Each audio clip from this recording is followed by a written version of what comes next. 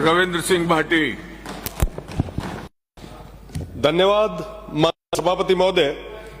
राज्यपाल के अभिभाषण के धन्यवाद प्रस्ताव में खेजड़ी संवर्धन, ओरण और गोचर के संरक्षण के संबंध में संशोधन प्रस्ताव प्रक्रिया के नियम 15 के तहत प्रस्तुत किया गया है। मेरा निवेदन है कि इसको स्वीकार किया जाए।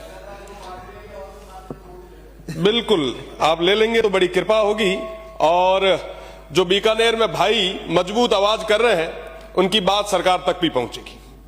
राजस्थान युवाओं का देश है, मैं भी एक युवा हूं।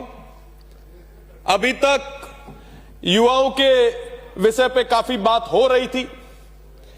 विपक्ष कह रहा था कि पक्ष कुछ नहीं कर रहा, पक्ष कह रहा था कि विपक्ष कुछ नहीं कर रहा। अरे साहब, इतने सालों से पेपर लीक हो रहे हैं, आप बताइए तो सही कि आखिर जिम्मेदार कौन है? आज तक किसी ने जिम्मेदारी ली क्या?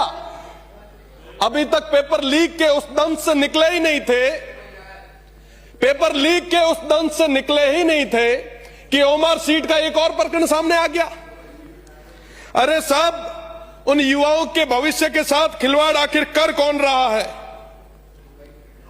एक के बाद एक।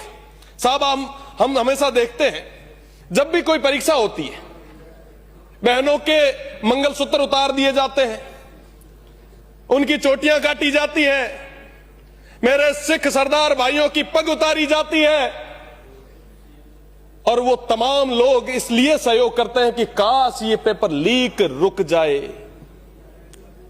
पर साहब, जब बाढ़ ही खेत को खाएगी तो बचाएगा कौन? ये मत समझिएगा कि बाहर बैठा युवा समझ नहीं रहा, वो समझ रहा है, वो देख रहा है। अंदर बैठे हुए माननीय किस तरीके से पेपर लीक को लेके चिंतित है, वो सब तरीके से देख रहा है।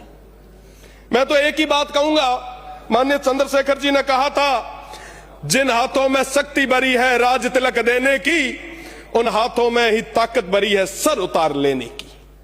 साहब, समय रहते ए पेपर लीक रे प्रकरण और तमाम यह मुद्दा रे माते एक विशेष आप चर्चा करो और स्थितियां जो है